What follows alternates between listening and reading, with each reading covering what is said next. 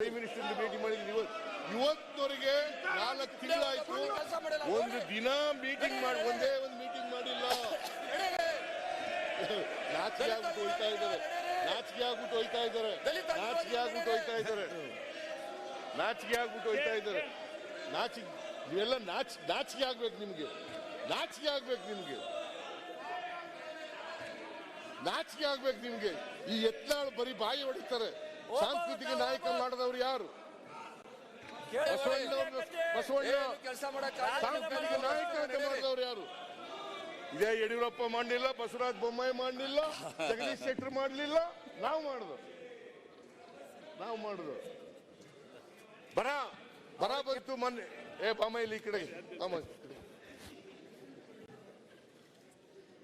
ಸನ್ಮಾನ್ಯ ಅಧ್ಯಕ್ಷ,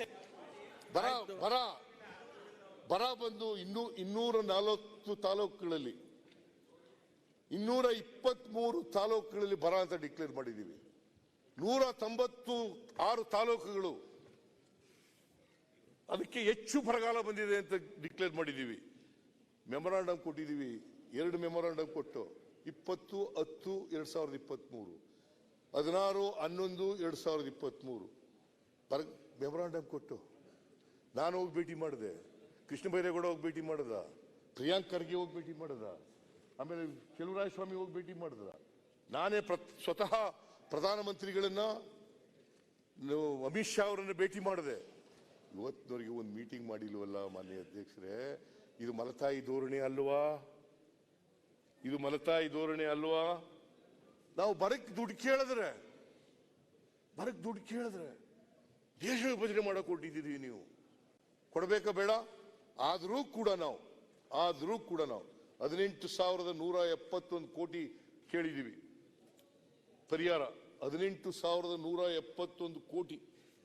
ಇವತ್ತಿನವರೆಗೂ ₹1 ಬರಲಿಲ್ಲ, ಇವತ್ತಿನವರೆಗೂ ₹1 ಕೊಡಲಿಲ್ಲ. ಇವ್ರು ಯಾರು ಮಾತಾಡಲಿಲ್ಲ. 25 ಜನ MP ಗಳಿದ್ದಾರೆ, ಒಂದಿನ ಮಾತಾಡಲಿಲ್ಲ. 48 ಲಕ್ಷ ಹೆಕ್ಟೇರ್ ಪ್ರದೇಶದಲ್ಲಿ ಬೆಳೆ ಹಾನಿಯಾಗಿದೆ. ಸುಮಾರು 35,000 ಕೋಟಿ ಬೆಳೆ ನಷ್ಟ ಆಗಿದೆ. ರೈತರು ಮಾಡ್ತಾ ಇದ್ದಾರೆ, ಕಷ್ಟದಲ್ಲಿದ್ದಾರೆ. ಬೆಲೆ ಏರಿಕೆ ಆಯ್ತು,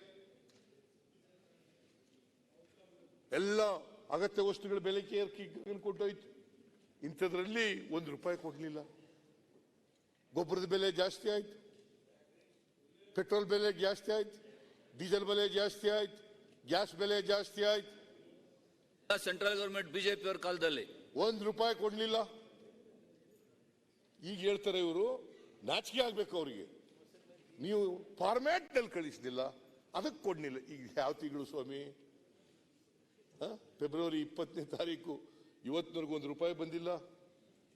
ಬಸವರಾಜ ಬೊಮ್ಮಾಯಿ ಅವರು ಬಜೆಟ್ ನಲ್ಲಿ ಹೇಳಿದ್ದಾರೆ, ನಿರ್ಮಲಾ ಸೀತಾರಾಮನ್ ಅವರು ಬಜೆಟ್ ನಲ್ಲಿ ಹೇಳಿದ್ದಾರೆ, ನ್ಯಾಷನಲ್ ಪ್ರಾಜೆಕ್ಟ್ ಮಾಡ್ತೀವಿ ಅಂತ ಹೇಳಿದ್ದಾರೆ.